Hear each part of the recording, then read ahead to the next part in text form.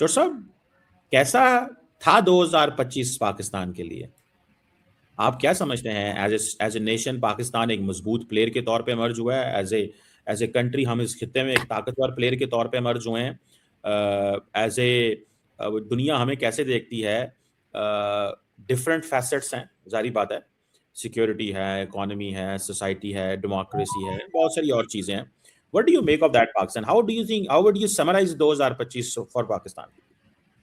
सीमा साहब, जैसे आपसे पहले भी बात हुई, मैं तो अहमियत देता हूँ सबसे ज़्यादा इकानमी को, कि अगर आपकी इकानमी ठीक है, आपकी इकानमी अच्छा परफॉर्म कर रही है, तो आपकी बाकी चीज़ें भी ऑटोमेटिकली ठीक हो जाती हैं। दुनिया जिस तरह से आपको देखती है, उसमें रिस्पेक्ट का पहलू जो है वो ज़्यादा से ज़्यादा नुमायाँ हो जाता है।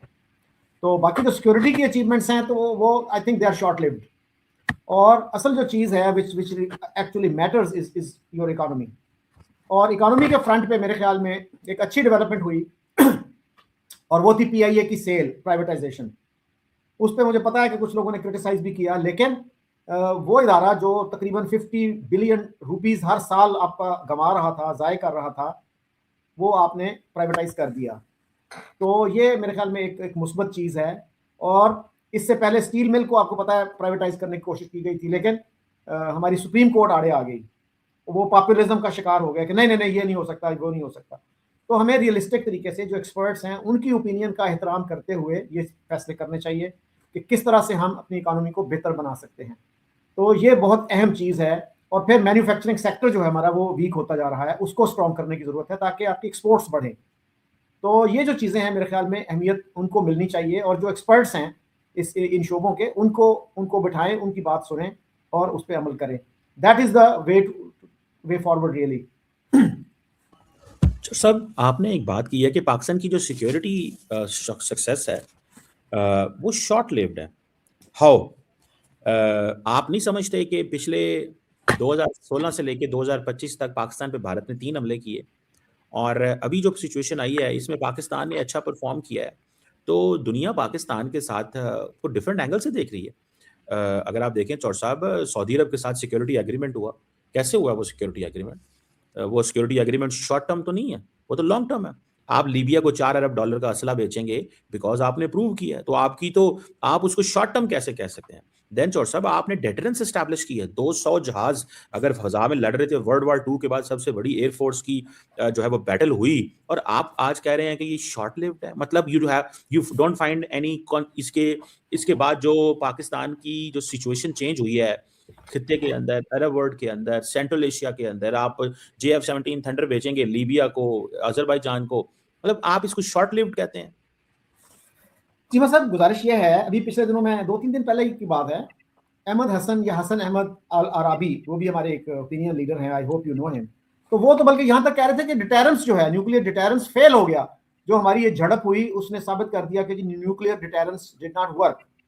तो ये जो है बड़ी तशवीश की बात है कि जो न्यूक्लियर, क्योंकि हमें पहले यही बताया जाता था कि न्यूक्लियर केपेबल कंट्रीज या न्यूक्लियर स्टेट्स जो हैं वो आपस में जंग नहीं करती, और न्यूक्लियर की दहशत इतनी होती है कि वो जंग से गुरेज करते हैं।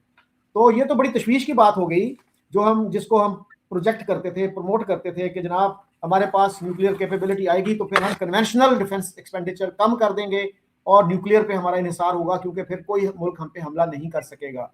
और हम जो पैसे बचेंगे वो सोशल सेक्टर पे खर्च करेंगे, एजुकेशन पे, हेल्थ पे, सेहत पे, तो ये जो चीज़ें हैं वो हम अनफॉर्चुनेटली नहीं कर सके। मुझे याद है मुख्तलिफ सेमिनार्स में ये बातें होती थी कि भाई ये कहीं दुनिया में हुआ नहीं है कि न्यूक्लियर केपेबल कंट्रीज ने अपने कन्वेंशनल डिफेंस एक्सपेंडिचर्स कम कर दिए, हो सकता है आप कर दें, तो लेकिन वो नहीं हुआ अनफॉर्चुनेटली। और हम जो है ये सिक्योरिटी की जब बात करते हैं तो we need to redefine security, उसमें सोशल सिक्योरिटी, ह्यूमन सिक्योरिटी भी आनी चाहिए। We should not be one dimensional, कि हमारे जो गरीब आवाम हैं उनके लिए क्या रिलीफ है, हमारे जो बच्चे स्कूलों से बाहर हैं, जो स्टंटेड ग्रोथ का शिकार हैं, उनके लिए हम क्या कर रहे हैं, उनको भी तो इस सिक्योरिटी में शामिल कीजिए ना। तो don't take a narrow view of security. Saudi Arab के साथ जहां तक ताल्लुक है, मेरे ख्याल हमारा अरेंजमेंट उनके साथ पहले भी चल रहा था। राहिल शरीफ ऑलरेडी वहां पे खिदमत सर अंजाम देते रहे हैं कितने अरसे से। तो आपने लिबिया को हथियार बेच रहे हैं, चलें, वेल एंड गुड, लेकिन क्या पाकिस्तान जैसा 25 करोड़ का जो मुल्क है उसकी ये एक्सपोर्ट्स काफ़ी हैं? 30 या 32 या 35 बिलियन। तो हमें तो इनको 80-90 पे लेके जाना चाहिए, 100 पे लेना चाहिए, उससे ऊपर लेके जाएं। वियतनाम को आप देख लीजिए, एक वॉर रेविज्ड कंट्री, उसकी एक्सपोर्ट्स जो थी 20 साल पहले कहाँ थी, आज कहाँ है। We need to learn from the world. और हमारे जैसे मुल्क हैं बेशुमार, even Bangladesh has done better than us. तो ये जो चीजें हैं, हमें we should not lose sight of them. नहीं, सिचुएशन जो मुझे नजर आ रही है, मैं जो देख रहा हूँ, आप कह रहे हैं जी कि न्यूक्लियर डेटरेंस फेल होगी, जो आप अहमद साहब का जिक्र कर रहे हैं। भाई न्यूक्लियर डेटरेंस तो रशिया की यूक्रेन के ऊपर भी फेल हो गई है कि वो न्यूक्लियर हमला कर सकता है, लेकिन यूक्रेन धड़ाधड़ कन्वेंशनल सुनने में आया। आज प्रेसिडेंट ऑफ रशिया के ऑफिस पे भी आज हमला हो गया, उसके उसके उधर भी हमला हो गया। तो ये तो कोई बहुत बड़ी बात नहीं है। मतलब द क्वेश्चन इज कि हम जो न्यूक्लियर डेटरेंस है, वो आपने न्यूक्लियर मतलब इसे ऑब्वियसली कौन इस्तेमाल करेगा कल को या कैसे होना है, वो तो उसका काम होता है लॉन्ग टर्म कन्वेंशनल फाइट्स को लंबा ना लेके जाना, मतलब उसके और वो होते हैं। पर ये तो नहीं है, इंडिया ने ये नैरेटिव बनाया हुआ है बेसिकली मेरी असेसमेंट में कि जी पाकिस्तान समझता है हमारे पास न्यूक्लियर है तो हम जंग कन्वेंशनल भी नहीं होगी, वो ये कहते हैं। लेकिन आपने तो कन्वेंशनल में उनको पीछे छोड़ा इस दफा चौर साहब। लेकिन मेरा वो सवाल नहीं था, मैं जो सवाल आपसे पूछना चाह रहा था, मतलब आप पाकिस्तान की सिक्योरिटी सक्सेस को लॉन्ग टर्म नहीं समझते, ये एक इंपॉर्टेंट चीज है। दुनिया ने, आपको वैसे चौर साहब लगता है कि दुनिया ने पाकिस्तान को डिफरेंट एंगल से देखना शुरू कर दिया मई के बाद? मिसाल के तौर पे सारे अरब वर्ल्ड, नॉर्थ अफ्रीका, आप देखें जॉर्डन, इजिप्ट, लीबिया, जीसीसी, मतलब ये सारे मुल्क जो हैं, अभी आज यूएई और सऊदी अरब के आपस में झड़पें जो हैं वो हो रही हैं, उधर बड़े मुश्किल हालात बने हुए हैं। लेकिन यूएई के प्रेसिडेंट अभी 4 दिन पहले इस्लामाबाद आए हुए थे। सऊदीज के साथ हमारी डिफेंस डील है, बांग्लादेश के साथ हम नॉर्मलाइज हो चुके हैं, चाइना, पाकिस्तान और बांग्लादेश जो है वो एक नया अलायंस बनाने की बात कर रहे हैं। आपको नहीं लगता कि ये एक बड़ा वाटरशेड मोमेंट था पाकिस्तान के लिए चौर साहब? या आप इसको समझते हैं कि नहीं, ये फौजी मामलात हैं, फौजी चीजें ठीक नहीं कर सकते, जो ह्यूमन सिक्योरिटी जब ठीक होगी तो तब जाके हम जो है ना वो दुनिया में हमारा मुकाम होगा? शिवा साहब, जो असल चीज है ना वो तो यही है ना, मुल्कों की रिस्पेक्ट किस वजह से होती है, जो मुख्तलिफ रैंकिंग्स हैं, ह्यूमन डेवलपमेंट इंडेक्स को देख लें, बाकी चीज़ों को देख लें कि आप अपने अवाम को किस तरह ट्रीट कर रहे हैं, अपने अवाम को कितनी फैसिलिटीज दे रहे हैं। जो आपने बात की रशिया यूक्रेन की, तो Ukraine is not a nuclear capable country. तो रशिया के पास न्यूक्लियर वेपन्स हैं, उन्होंने एक आध दफा धमकी भी दी, लेकिन फिर वो उस धमकी से बाज आ गए। तो अभी यूएई के प्रेसिडेंट आए थे, मैंने तो ये सुना है कि वो एयरपोर्ट से बाहर नहीं निकले, प्रेसिडेंसी नहीं गए, प्राइम मिनिस्टर सेक्रेटेरिएट नहीं गए, वहीं से वो शिकार खेलने रहीम यार खान चले गए।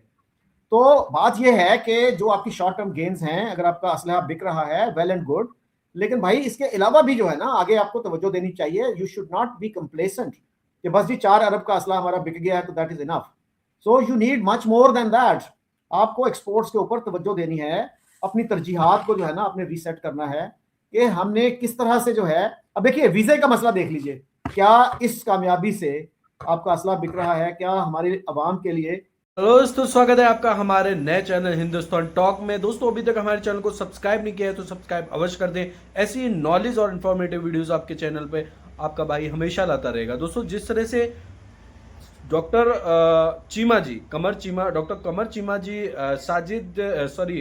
शकील चौधरी जी से बात करते हुए दिखाई दे रहे हैं कि भारत की इकोनॉमी और पाकिस्तान की इकोनॉमी को एक तो उन्होंने एक तरफ रखा है, भारत और पाकिस्तान को दिखाया है कि भाई भारत कहाँ पे और पाकिस्तान कहाँ पे। यही मैं यही बोल सकता हूँ।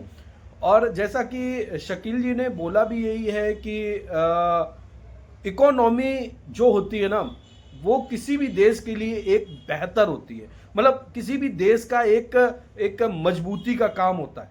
ठीक है, तो इकोनॉमी, भारत इकोनॉमी के मामले में जाहिर सी बात है किसी से छुपा नहीं है कि कहाँ पे आज खड़ा है, पाकिस्तान कहाँ पे है। अगर हम बात करें, भारत में कई ऐसे बिजनेसमैन हैं जो प्रेजेंट टाइम पर